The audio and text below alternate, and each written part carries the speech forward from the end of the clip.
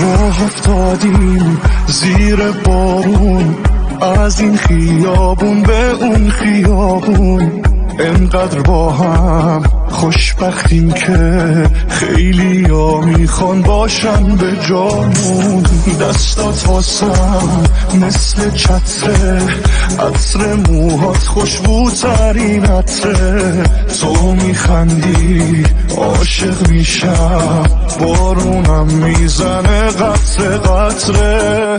بارون هر موقع که میباره دلم جور دیگه دوست داره، حالم به تو بستگی داره، روزای خوب و یادم میاره، کی غیر از تو باشه نزدیکم، صدام کنه با اسم کوچیکم، کنارت یه آدم دیگم، فقط تو میفهمی که چی میگم، عاشقت شدم. داداش پلاستیک پارتی گرفتی؟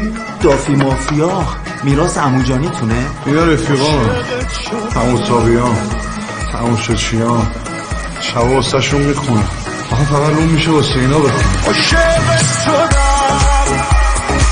نباید بخونی، بیا پایین، خطرناکه. اثر دیگه لغ شده و واسه دارن عشق میکنن. بوم گذاشتن، ترکوندم سالن و بوم شده سالن هستن. عاشق صدا من همشون. عشقم چشمات زیباترینه، عشقت به دل میشینه، آخه دل کارش همینه. عشقم صد تا آدم یکیشن، شبیه تو نمیشن، شبیه تو نمیشن. بارون هر موقع که میباره دلم جور دیگه دوست داره، حالم به تو بستگی داره، چه صدایی داره.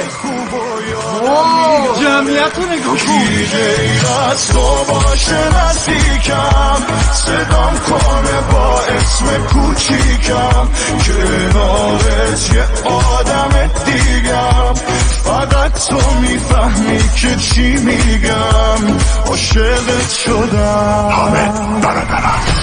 گشت 3 کارگردان سعید سهیلی،